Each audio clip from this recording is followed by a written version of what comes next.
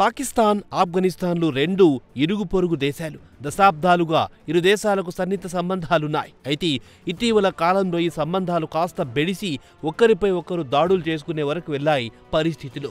ఇక అసలు విషయానికొస్తే ఆగస్టు 2021లో తాలిబన్లు ఆఫ్ఘనిస్తాన్లో అధికారాన్ని హస్తగతం చేసుకున్నారు. అమెరికన్ సైనికులు వెనుతిరిగిన వెంటనే అధికారం కోసం కాచుకుని కూర్చున్న తాలిబన్లు వెంటనే కాబూల్ను స్వాధీనం చేసుకున్నారు. అప్పుడు పాకిస్తాన్లో అధికారంలో ఉన్న ఇమ్రాన్ ఖాన్ ప్రభుత్వం కూడా తాలిబన్లకు జేజేలు కొట్టారు. నిజమైన దేశభక్తులని బానిస సంఖ్యల నుంచి ఆఫ్ఘనిస్తాన్కు విముక్తి కలిగించారని ఖాన్ కూడా తాలిబన్లను ప్రశంసలతో ముంచెత్తారు.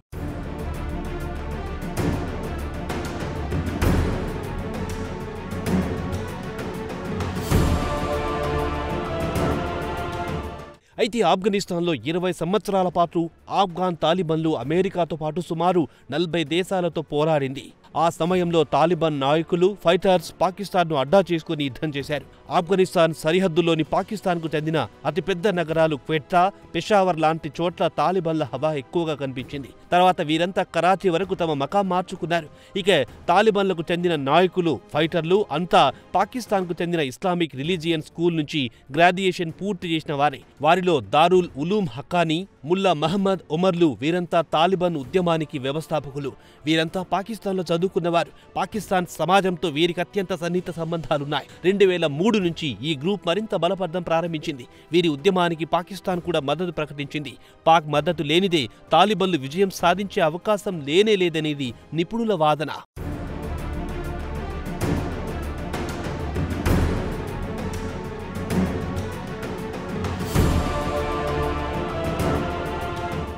ఇక ఆఫ్ఘనిస్తాన్ విషయానికొస్తే అక్కడ తాలిబాన్ ప్రభుత్వం ఏర్పాటు కావడాన్ని పాకిస్తాన్ స్వాగతించింది.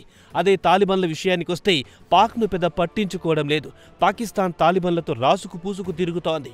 ఇక తాలిబాన్ నాయకులు ఫైటర్ గ్రూప్తోనే ప్రభుత్వం ఏర్పాటు చేయాలనుకుని అనుకున్న పని సాధించుకుంది. పాకిస్తాన్ సహాయం కూడా తీసుకోలేదు. ఇక ఇరు దేశాల మధ్య చిచ్చుకు మరో కారణం డురాన్ లైన్ అని చెప్పుకోవచ్చు.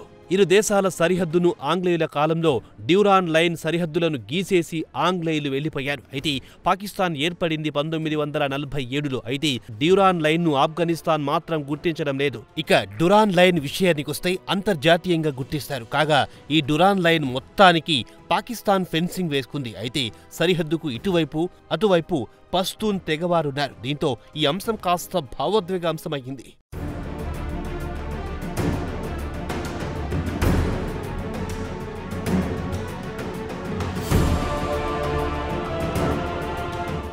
అయితే 1990లో ఏర్పడిన తాలిబాన్ ప్రభుత్వం డురాన్ లైన్ను గుర్తించలేదు.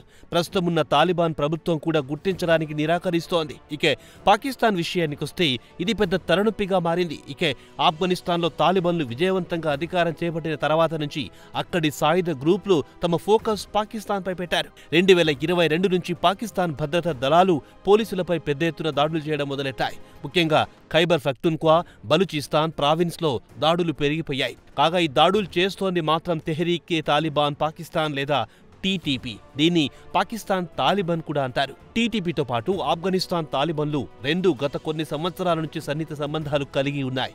ఈ రెండు గ్రూపులు ఒకరికొకరు సహకరించుకుంటున్నాయి. పాకిస్తాన్ సరిహద్దులో ఉండే వజీరిస్తాన్తో పాటు ఇతర ప్రాంతాల్లో టీటీపీ మంచి పట్టు సాధించింది. అయితే టీటీపీ నాయకులపై చర్యలు తీసుకోవాలని పాకిస్తాన్, ఆఫ్ఘాన్ తాలిబాన్లు కోరుతుంటే ఆఫ్ఘాన్ తాలిబాన్లు మాత్రం చర్యలు తీసుకోవడానికి ససేమిరా అంటున్నారు. వీరిపై చర్యలు తీసుకుంటే మరో militant group Islamic state Khorasan province group లాంటి వాటితో సంబంధాలు బెడుస్తాయని ఆఫ్ఘాన్ తాలిబాన్లు వెనుకంజ వేస్తున్నారు.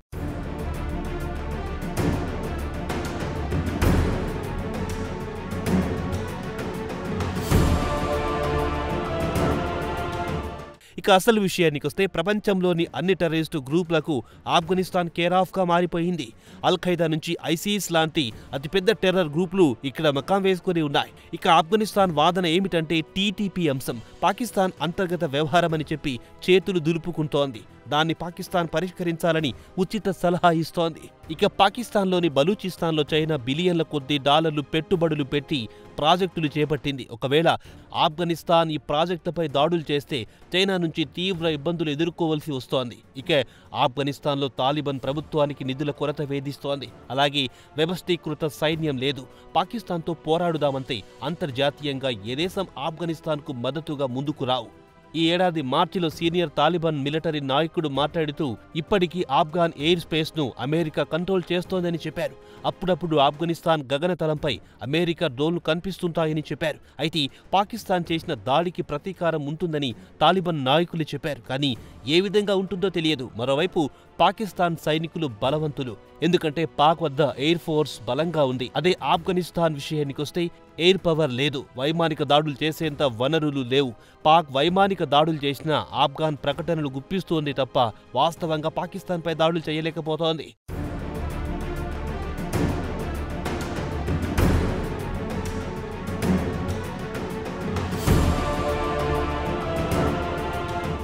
ఇక ఆఫ్ఘనిస్తాన్ తాలిబాన్లు టీటీపీ మిలిటెంట్ల ద్వారా పాకిస్తాన్లో అలజడులు సృష్టించవచ్చు. ఇక పాకిస్తాన్ ఆఫ్ఘనిస్తాన్లో దాడులు చేస్తే ఆఫ్ఘనిస్తాన్లో పాక్ వ్యతిరేక సెంటిమెంట్ రగులుతుంది.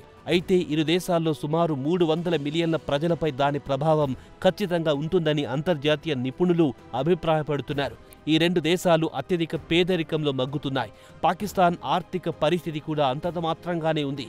అప్పు చెయ్యనిదే పూట గడిచే స్థితి లేదు. ఇక ఆఫ్ఘనిస్తాన్ విషయానికొస్తే అక్కడి పరిస్థితులు ఇంకా దారుణంగా ఉన్నాయి. ఇలాంటి పరిస్థితుల్లో ఇరు దేశాలకు యుద్ధం అవసరమా అనేది నిపుణుల సలహా.